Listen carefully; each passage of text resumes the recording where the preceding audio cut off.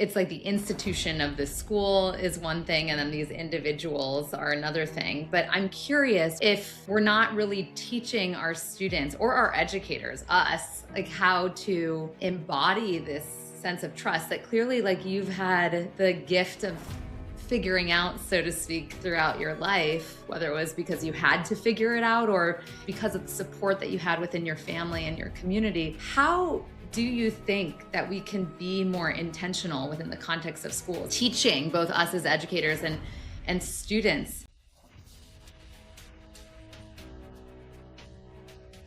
The greatest teacher's experience in the work that we do is that we work with a lot of communities who have decided to take education into their own hands, not felt as though their voices were heard or responded to in the traditional school settings.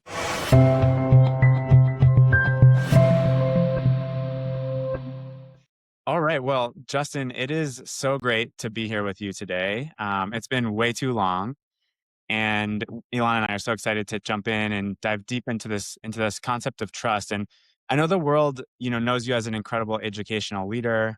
You're the founder and CEO of outschool.org, which has supported millions of students from under-resourced communities and having access to really quality learning that otherwise they wouldn't have had. But before we get into all the professional stuff, I just want to share. I feel so lucky because, over the years, you and I have built a close friendship, and we've gotten to co-create. And as I was preparing for today, I was remembering the very first time that we met. We were at a transformational retreat in New York, and we were learning to unleash our creative energy. And I remember seeing you. I think you were like the row behind me off to the side, and I remember seeing you there, sharing vulnerably, just being your radiant self. And I remember just immediately being drawn to you. And so to get us started today, like on this topic of trust, I've always experienced you as someone who has a natural way of trusting the universe, trusting life, and really bringing that to the forefront in the work that you do. And so if you're open to it, just to get us started, I would love to hear just one story of a time when maybe you faced a challenge or something in your life that was hard for you. And you really intentionally chose to trust into that and to really allow that trust to carry you through it. Wow, well, just going right in. It's We're going right in. right in, right to the heart of the matter. Um, yeah, why putz around? Um, it's really good to be with you both. It's good to see you, Michael. Good to see you, Ilana. Thanks for having me. Two people I trust a lot and indelibly. Um, and thank you for trusting having me on your beautiful podcast. You know, I think for me, the the thing that comes to mind the most where it really tested the trust that I have in myself, the trust that I have in the universe, which I think up until that point had always held me, was when I lost my mom. Um, I was very close with my mom. I was her only son. She was my only mom, of course. And she passed suddenly when I was 2 days away from coming home after living in Mexico for quite some time. And I got a text message out of the blue saying, "I'm so sorry about your mother," with no context, but the very unfortunate knowing of what that meant. And spent the next few minutes, the hardest few minutes of my life, trying to get in touch with someone from my family to confirm what I did not want to be confirmed. And, hoping that there was a mistake somewhere along the line. And in in the moments after that confirmation, I knew, which would turn out to be true, that I was now in the hardest phase of my life. And I knew that I had to make a choice of am am I going to trust myself? Am I going to trust that I have the tools to navigate this, even though I don't know what those are or couldn't name them at the time? Or do I let this take me, right? Do I succumb to the grief? And at that moment when the world was pulled out from underneath me, I thought I could die, right? Like I had never experienced that much pain. I didn't know that that was possible within the context of human experience to do that. And it was this very open invitation of, are you going to trust yourself, right? Are you going to trust that you have put in the work up to this point such that you can meet this moment and grow from this moment, heal in this moment, love through this moment? And I immediately knew that I did trust myself enough. There was a very painful acknowledgement of, and maybe maybe it was just trying to hype myself up, but that I can do this. Like I know what I have spent the better part of the past decade doing, and that if anyone can do this, it's probably me. And I've trusted that feeling to this day. And there have been a lot of things that have happened along that day and this day that also shook that. Um, and I would say the moment in time was both the loss of my mother on that day in April of 2021, and then the loss of my father 2 years later, that August, on a day that I woke up feeling like I had finally healed from the grief of my mother. I get a call from my brother that my father has passed. And my immediate reaction was laughter, because I knew that it was in some way a very perverse joke from the universe saying, yeah, you did it. You healed from your mom. And now here's the next challenge. And over the course of those 2 years, I had learned enough and trusted myself enough to know that this too would be okay. And it was, and it is. Wow. So that's a very long-winded way of saying the, the moments, I think I've spent the past 3 years learning to trust myself, learning to have faith that even though there was a cosmic conspiracy to have me, lose what were the three most important people in my life over the course of 3 years, was purposeful. And it taught me a lot about myself, and it taught me to trust myself and to also trust that even though we are going through hard things, we are still held in that. Justin, thank you so much for just your vulnerability. You just opened your heart and shared, some of the most challenging experiences of your life with us. And I feel so grateful to have just witnessed everything that you just brought to us. And I'm so sorry about, the pain you experienced and the grief, and can only imagine what that was like. And one thing that you just said that made me think deeply was that, in the last 3 years, I finally learned to trust myself. And, Michael and I are constantly thinking about what are like the skills that students deserve to learn when they're young in school, so that they have the capacities like develop throughout their life where they actually can cope with and meet the moment to moment challenges that exist. And one of those core pieces is trust. And so, at Breathe for Change, as you know, Justin, we've developed this human intelligence framework where there are these 5 layers of human intelligence: the cognitive, which is like what school is all about right now, cognitive overload, our capacity to think. But then it's also the somatic layer, our capacity to really tap into the wisdom of our bodies, to be able to regulate and our bodies, and to be able to actually cultivate the experience internally that we want to cultivate. And then there's the emotional layer, right? Our capacity to feel emotionally within ourselves and each other. And then there's the social intelligence, our capacity to relate and cultivate a sense of belonging. But then there's this universal intelligence layer. And that one, Michael and I and our team talked about for a really long time because it's this, connection to something bigger than ourselves that I think is absolutely not one taught in schools, but then also it's not as tangible as these other layers, right? And so trust is a great example of that.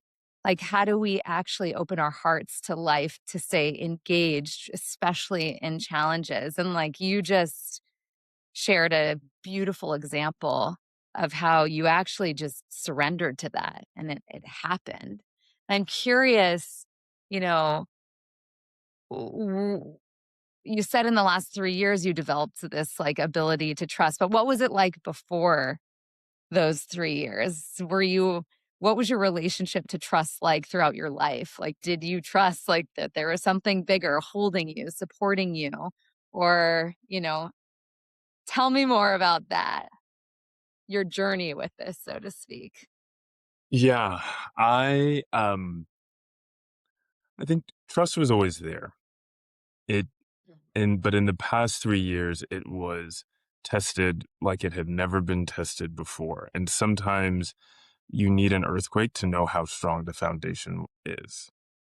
And I didn't know how strong the foundation was. And I think that over the course of my life, like in reflection, I think I've had a lot of trust. And that is just, I think, a way in which I operate because I was given the privilege to be raised in a loving household where I could trust, and that most of the experiences in my life allowed me to trust, and that's the way of being that I wanted to embody and just liked it. So I think, chosen to live a life of radical trust, even when Mm. some people don't necessarily honor that. And that's okay because that's on them. That's not on me. Um, and I have made an intentional choice of when people do not honor that or respect it, or it's not reciprocal, it might change my relationship with them, but it won't change my relationship with trust. But I think what was not always there for me was the, I think trust is one thing, confidence is another. And I think Mm. confidence helps to enable trust because when you know how strong the foundation is, you can take that to its next step, if you will. Um, and and I, in thinking about how I ended up in a position where I could weather those 3 years, a lot of that was me trusting that the opportunities that were placed in front of me and the people that were placed in front of me and the random whims and ideas that I had were the right path to follow. And what the past 3 years taught me was that was the right thing to do because it led you to this moment where you could weather this storm. And, some of this is very like woo woo, right? But I remember in my early 20s, I was in a period where I wasn't feeling as fulfilled by life as I wanted to be fulfilled. And I knew or had a sense of knowing that there was something more to life that I was not experiencing. Mm. And I had this inclination and more likely a knowing that that was spirit, right? That was this connection to something greater that was there.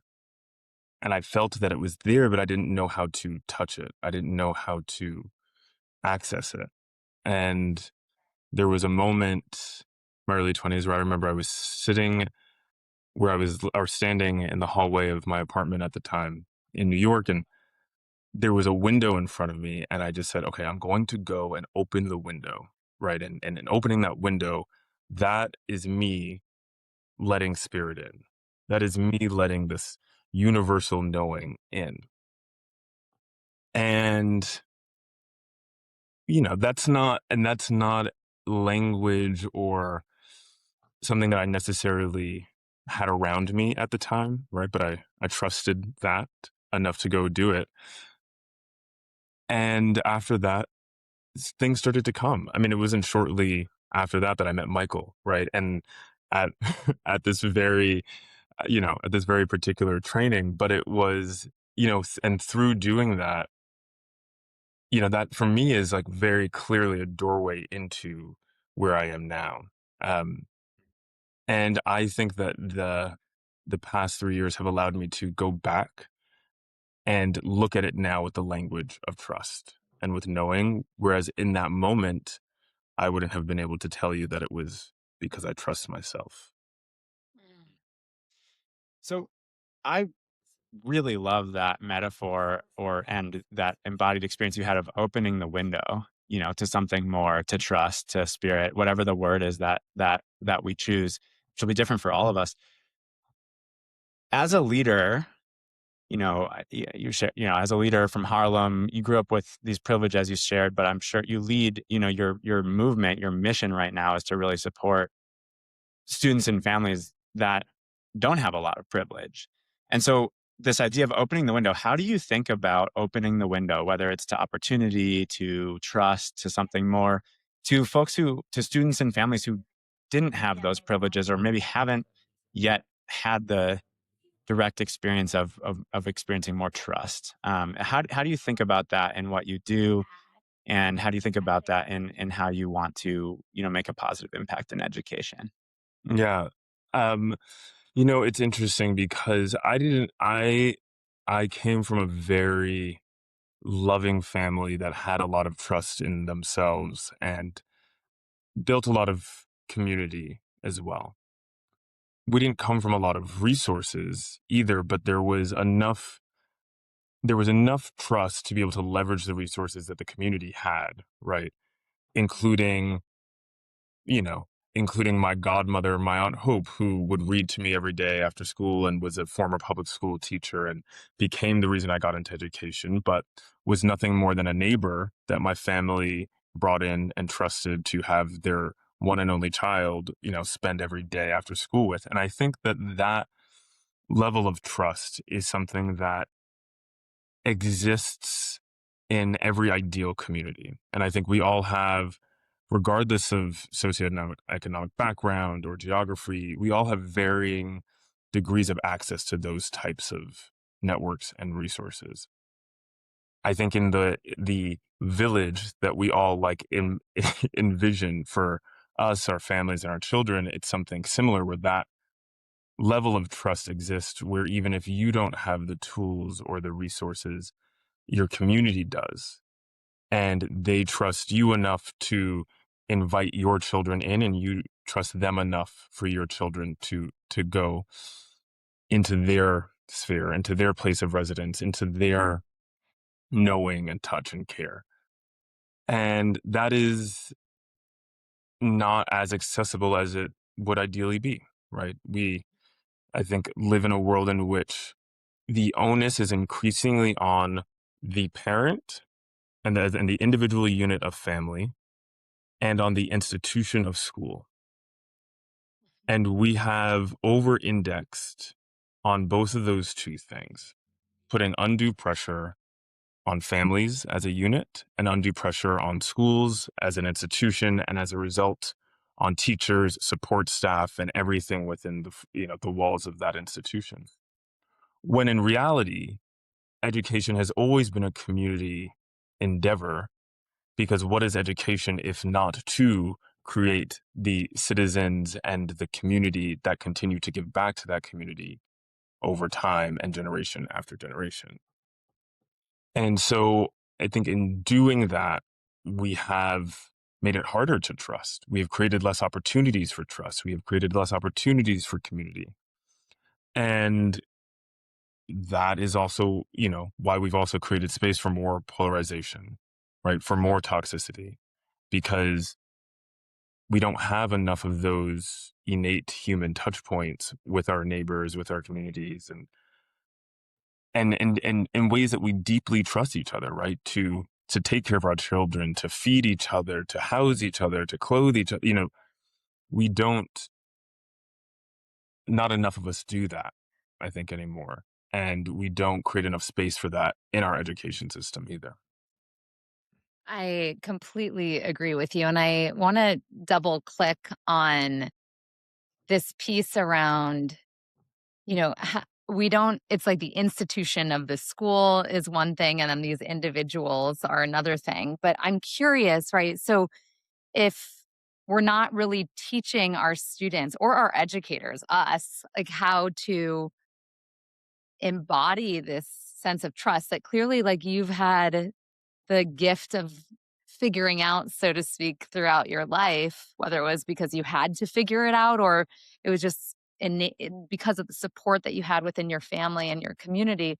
Like, how do you think that we can be more intentional within the context of schools and actually teaching both us as educators and students to build this inner trust that like we're held, you can trust in yourself, you can trust in each other, and really in this like thing that is bigger than us, like in life.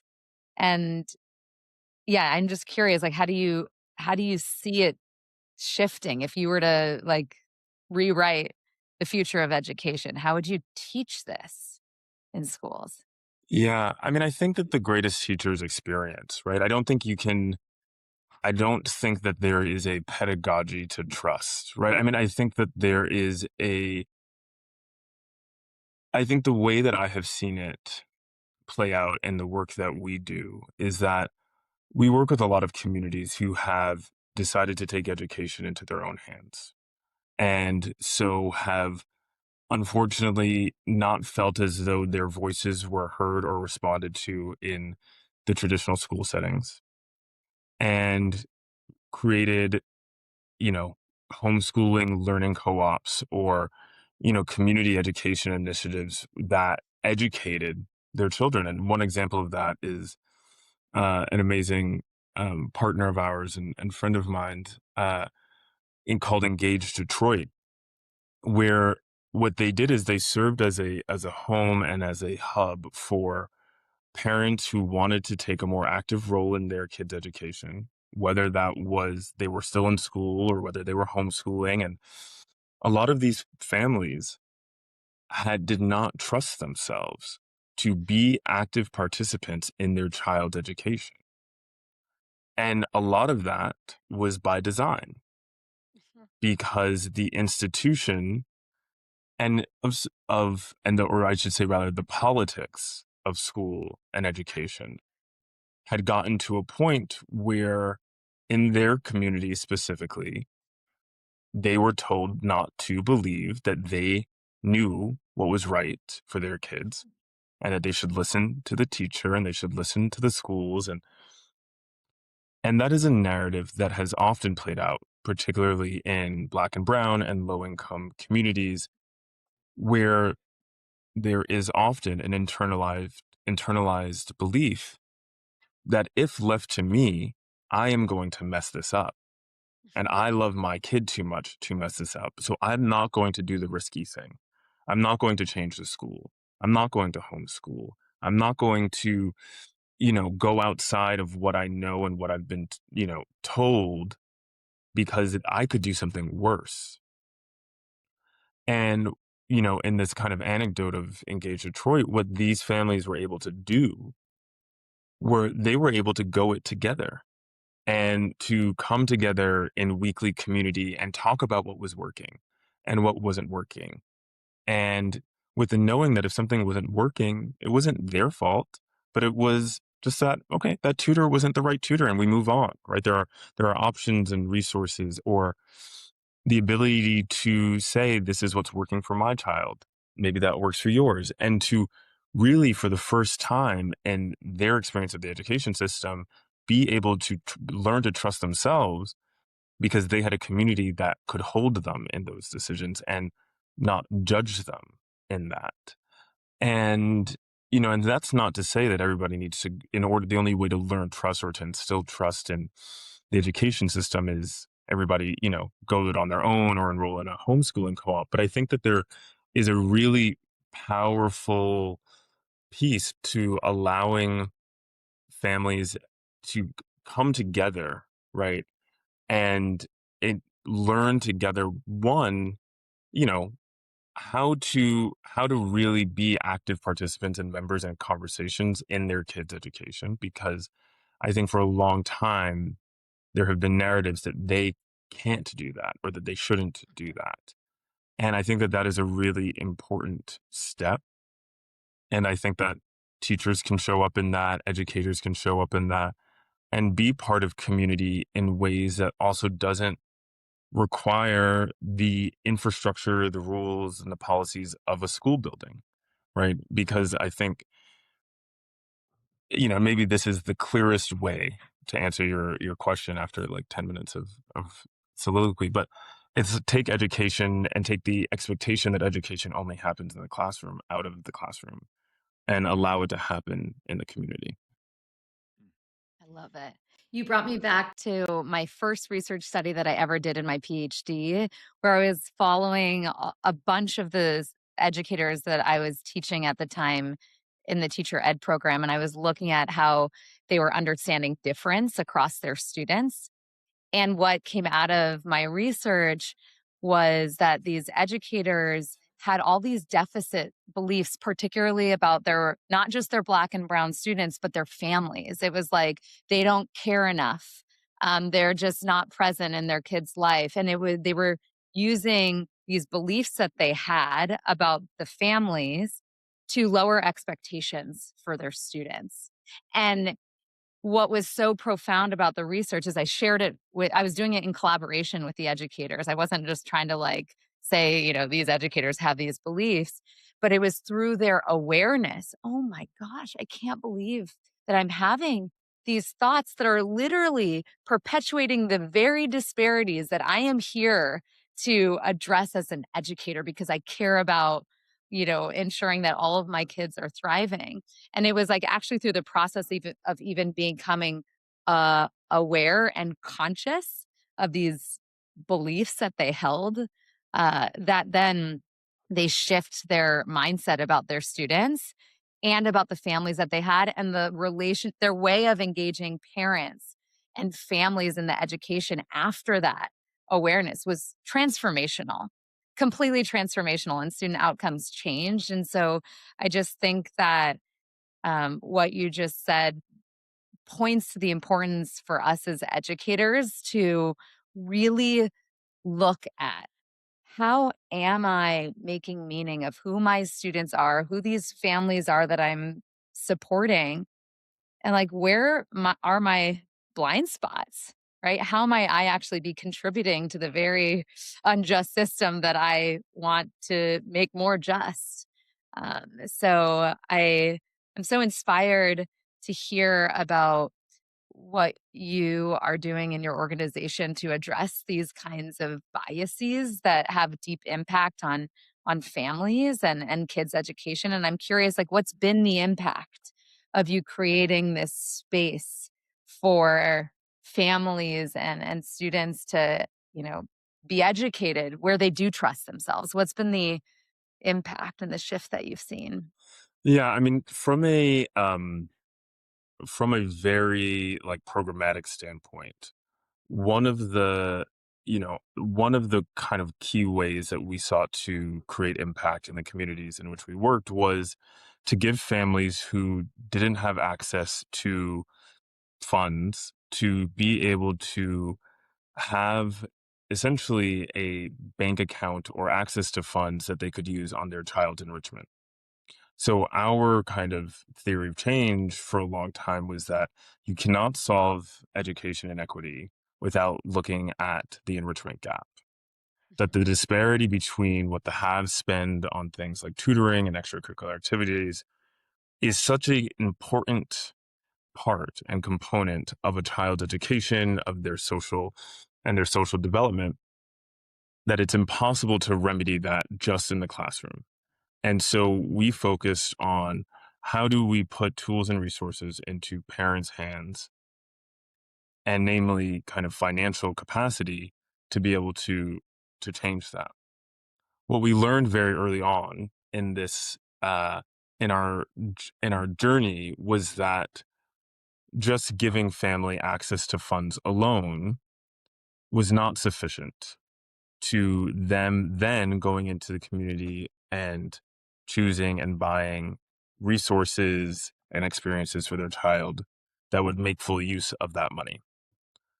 And when we did the research to understand why parents weren't using sometimes the $1,000 that we were giving them for, for their activities, it was because they didn't want to make the wrong choice.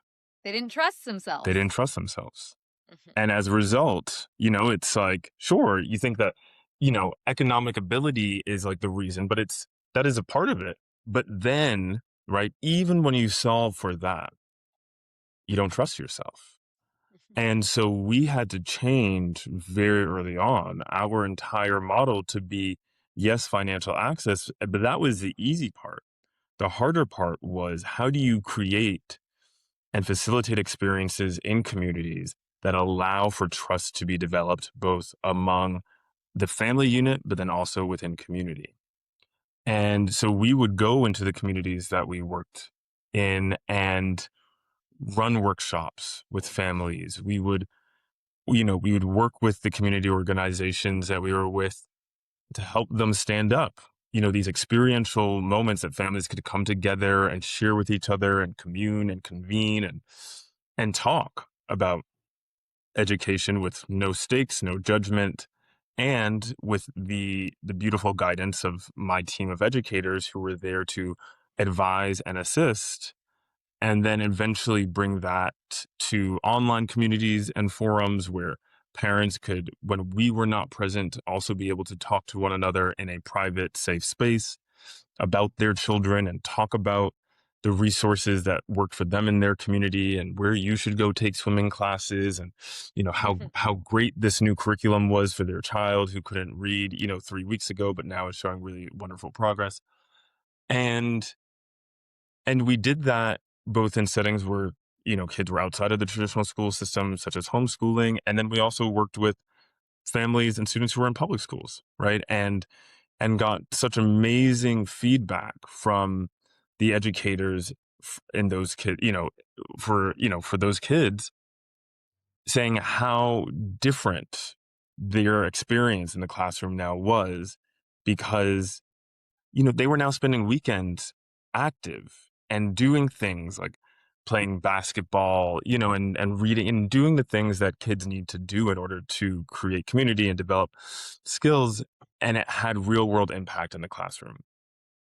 And what we saw is that when we put these resources in place over time, families started to use the money. And then we would then track, where are they using the money? And then we would see them using the money at the same places more and more, meaning that they found a really good place in their community and we had made the match, right? And so one of the key ways that we think about our impact is like, how many matches have we made between a kid and a family and something in their community that they are now a part of?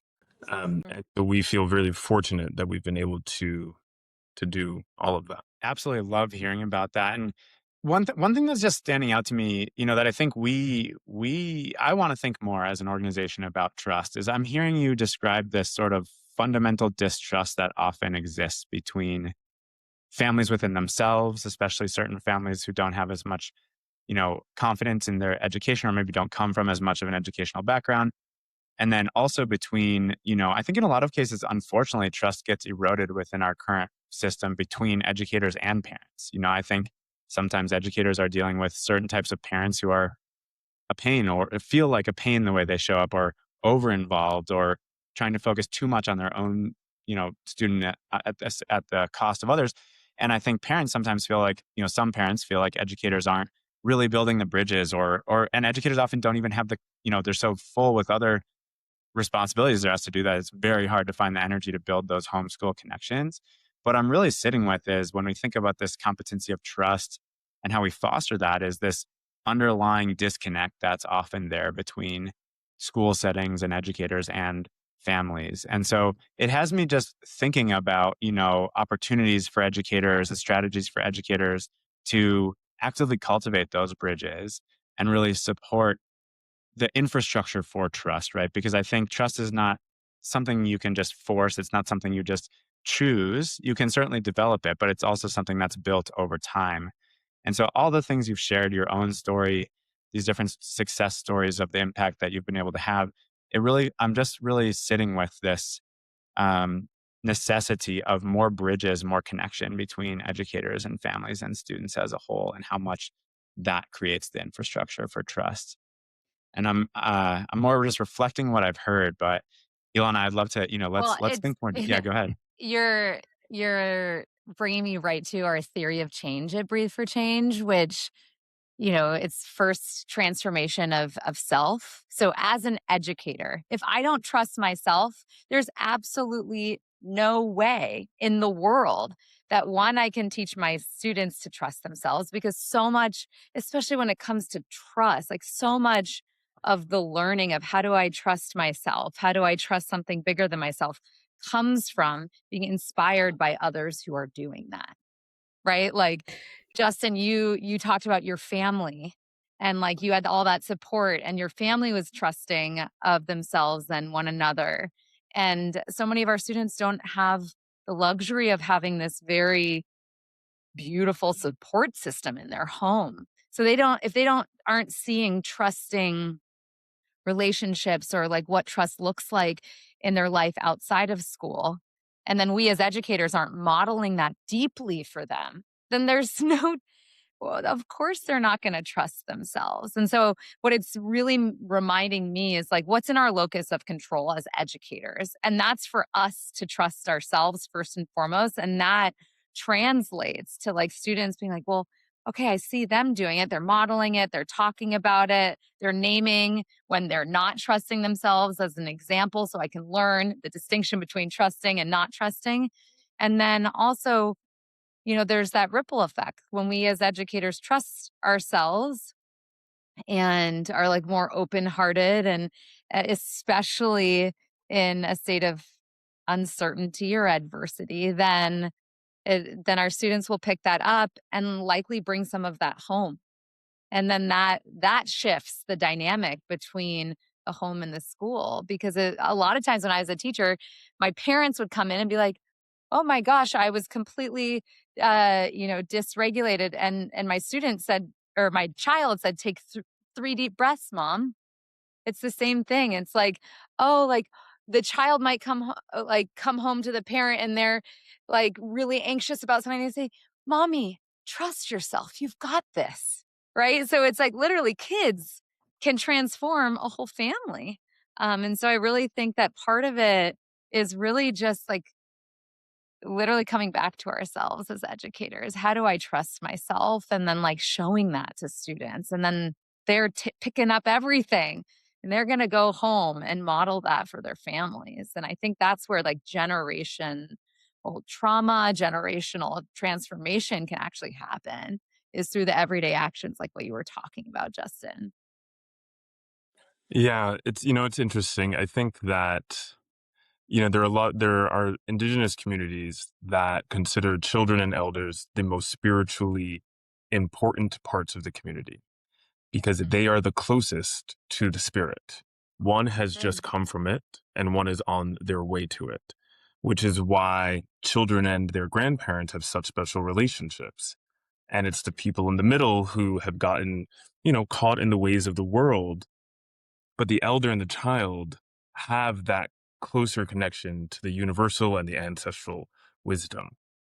But I think so often within formal education and even within traditional parenting mechanisms, it's the people in the middle telling both the younger and the older what to do and what not to do. And so much of our education system and this is not the fault of educators, but rather the politics around educators, are focused on, accountability, which certainly has a place, but the way that that often shows up is we don't have the most supportive learning environments because a lot of it is about what's wrong with the child, right? I mean, I have, unfortunately, some of my clearest memories from school are when I was wrong or what I did wrong. And those were the things that stuck with me. And so that even though children have this infinite knowing, so much of the conditioning of how we rear children in society is taking that knowing away, right? And taking that listening away.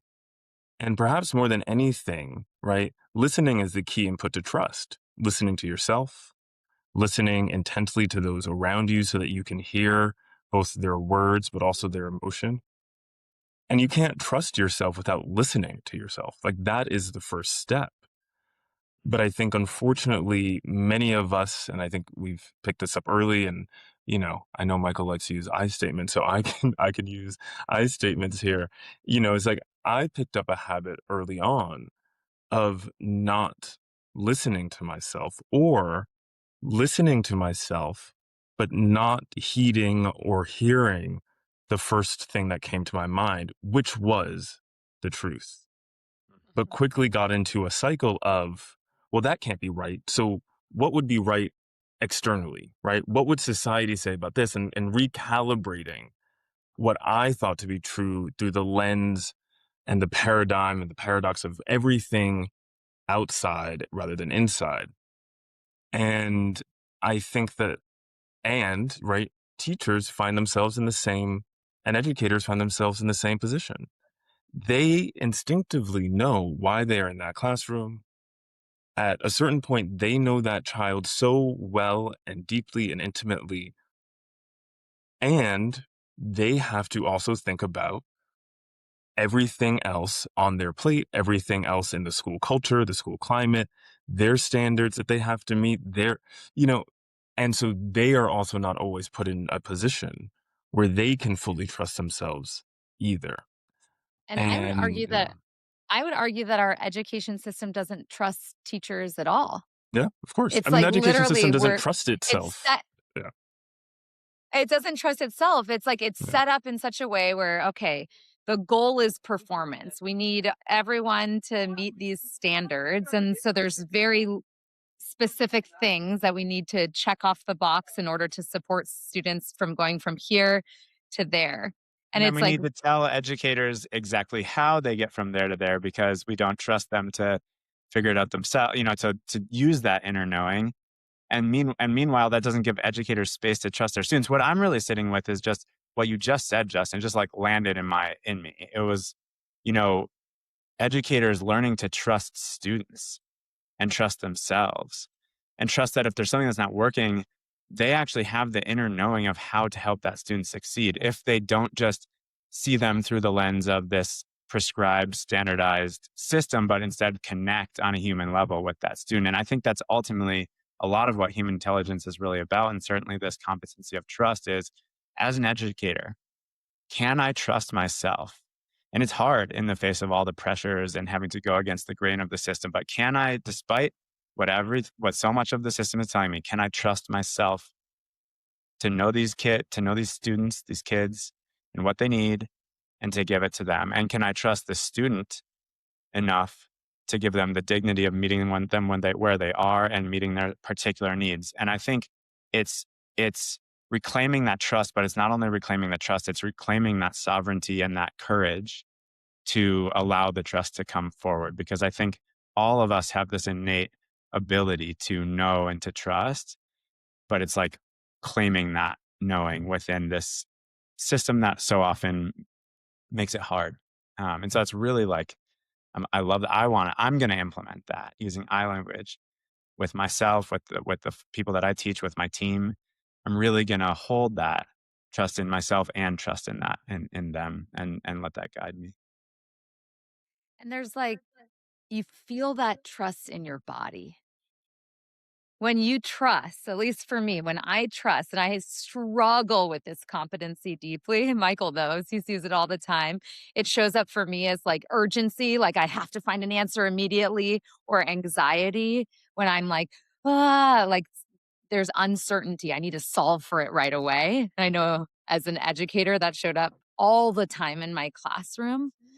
But when I am turning inside and I just like have this inner knowing, like, and it's quiet, that's when I'm able to make the absolute most clear decisions. It's when I'm acting on a place of alignment, like aligning my inner and my outer world. It's when all the noise in my head goes away. It's like, but it's so often that I'm not even turning inward to listen to that. So then it's like the noise just continues to get louder and louder, and I'm getting more and more urgent and anxious and probably annoying to the people around me. But it's in those quiet moments often that we can give ourselves the gift of, you know, experiencing where the trust just becomes clear. And then it's like, then you can move back into the world. So I'm just curious, Justin, like, how does trust show up for you? Is it in like are you like pausing? Like, is it Is it just like happen and you know?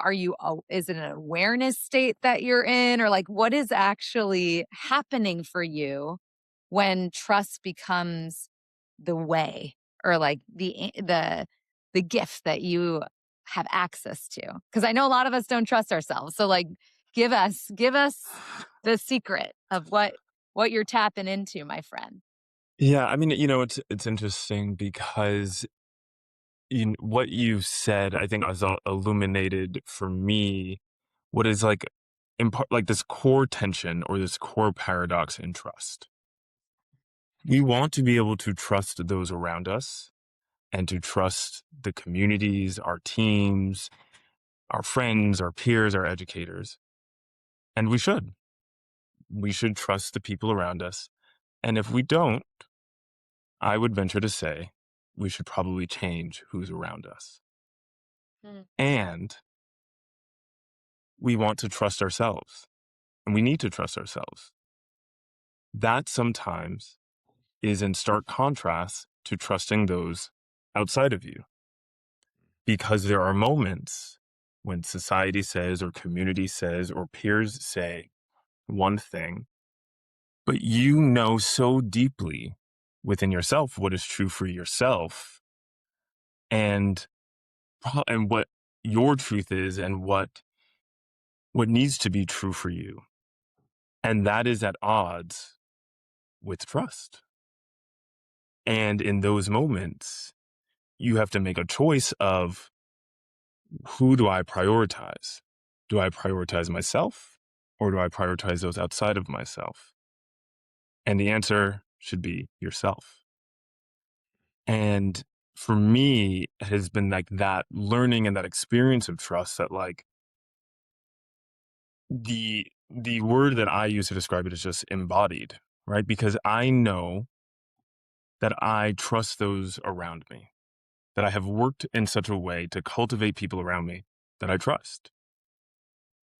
But I trust myself more. And so when there are moments when those two things are at odds, yes, I am not, all knowing, but I will trust myself to the point at sometimes of alienating others to discover and to find the truth. I mean, and this happened this week on my team on, something small and asinine with work, but where I was a dog with a bone and I would not let it go because my sense of knowing in myself and my perception was so strong that I was unflappable. 8 people told me I was wrong. Who was right? It was me. Because there This are, just happened to me, Justin. yeah, Literally an hour before the podcast, I was in a meeting with my product team and I was like screaming. I'm like, I know this to be true. Yeah. And it was from that place of just clarity and yeah. And listening. when you know, and when you know, and when you allow when you allow yourself to know, and it is a very good feeling. And listen, there are times that you may feel that and be wrong, and that's okay too.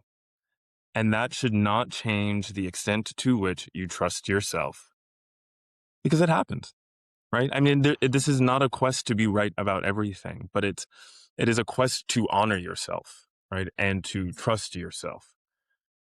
And that, One, and that is worth, yeah. And that is worth it. what 100%, just to build on that, I think the world that I want to see in education is where the educators and families and students trust themselves. And I think so often that paradox of, do I trust myself or do I trust others? Certainly it can come in specific situations if there's a, a debate or an argument. But I think so often it's much more, do I trust myself or do I trust what they say, what society tells me, or what I've been told I should do? And it's often less even, something I believe versus something someone else believes, and more something I believe versus what I think I should do. And I think that's where, when each of us as educators and leaders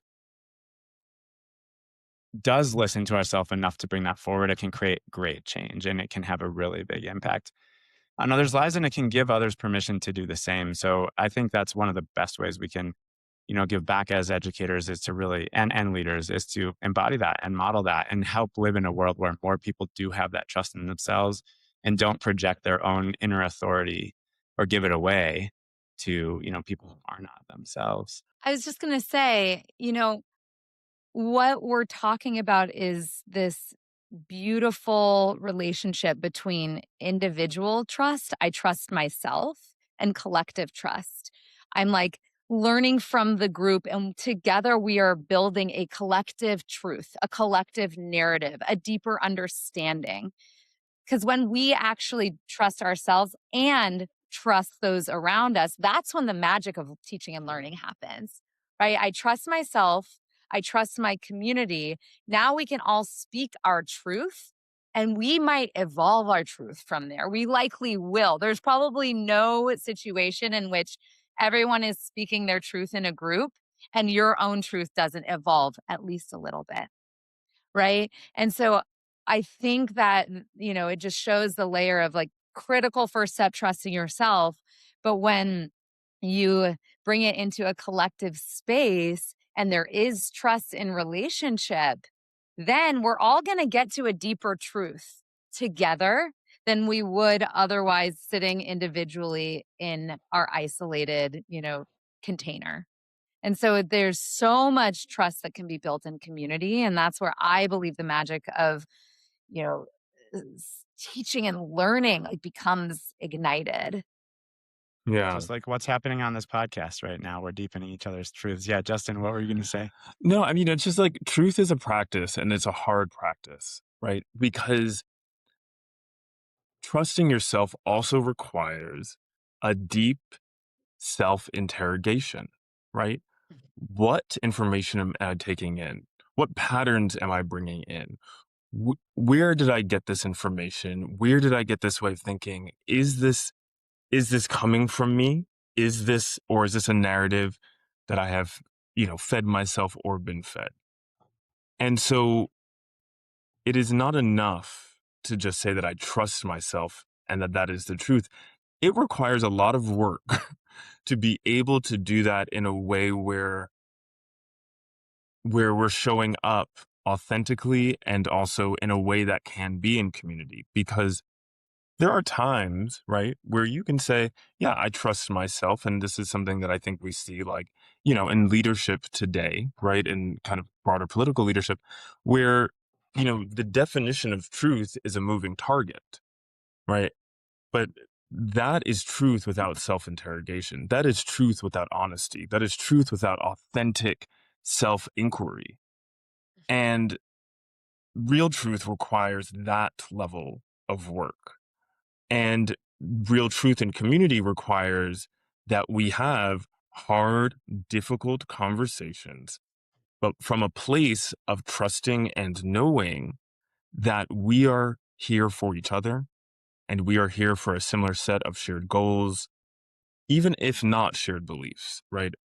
That we are going to embrace each other's humanities, and that I will not think, right, less of you because of how you show up and communicate your truth. But that's hard, right? And so sometimes it's easier to live in our silos, right? And easier to live within our current conception of truth rather than breaking down the walls and doing both the self inquiry, but also the communal inquiry that is necessary to really show up in truth. Absolutely. I just want to, as we're nearing the end of our time, I want to keep talking about this forever. But I think what something you just said is a really perfect segue to closing out, because that work of interrogating ourselves, of looking internally and doing it together in a community of trust is everything that we are about. That is literally what we stand for educators, is creating spaces where we can learn to trust ourselves and each other and do the deep work to be trustworthy, right? I think what you're saying is to not just trust ourselves, but to be trustworthy because we've done that deep inner work. And that's everything that we stand for. So, Ilana, I'd love to pass to you just to share a little bit about that, and then give Justin some closing words, and, really wrap this up for our listeners in a way that they can really hold this as they carry forward their lives. Mm. Well, what I'm sitting with right now is I actually feel in this like deep trusting of myself and of what we've created at Breathe for Change, that putting trust as a competency that educators and students absolutely have to learn in school and outside of school. It's like that was the right move, Yes. because this conversation just revealed how essential it is for us and for our youngest kids to develop the capacity within themselves to be like, I trust what's happening in here.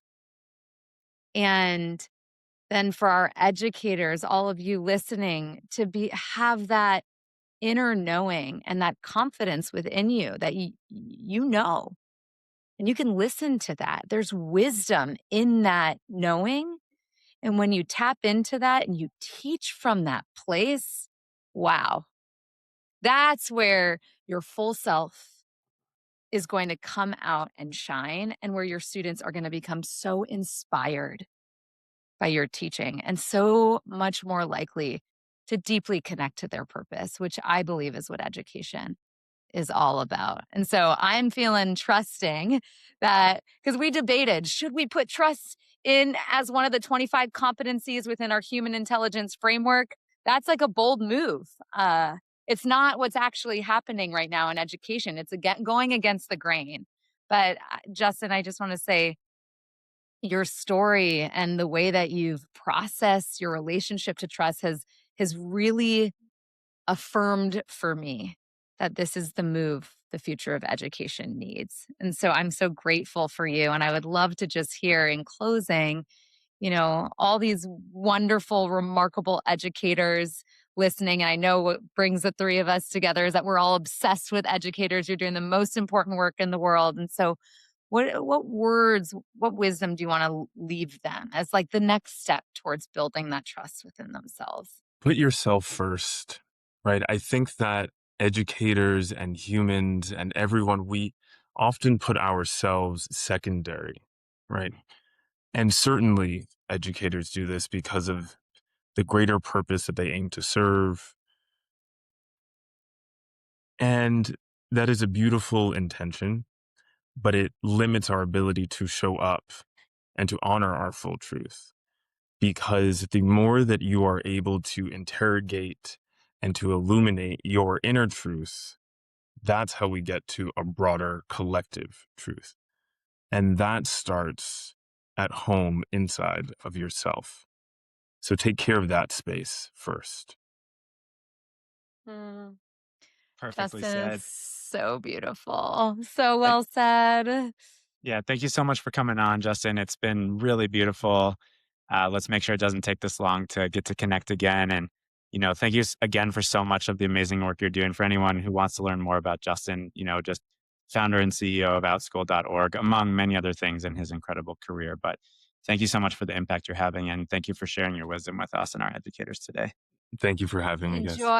Enjoy, my friends listening. And as I mentioned earlier, we go so much deeper about this specific competency of trust in our master's program and in our other trainings. And so if this is something that you are struggling with or you want to learn more about, or you're like, how do I actually teach my students to trust themselves, which we all know now is absolutely revolutionary and transformative, then you can absolutely come to any of our programs and we will teach you those things, and you'll have a huge teaching toolkit to draw on so that you can more effectively live this yourself, trust yourself, but also teach your students and your community members how to strengthen this capacity within them, which is going to be life changing. So thanks you so much, Justin. Thank you for listening to this podcast. I can't wait to go re-listen to it 1,000 times because I learned so much from you, Justin. And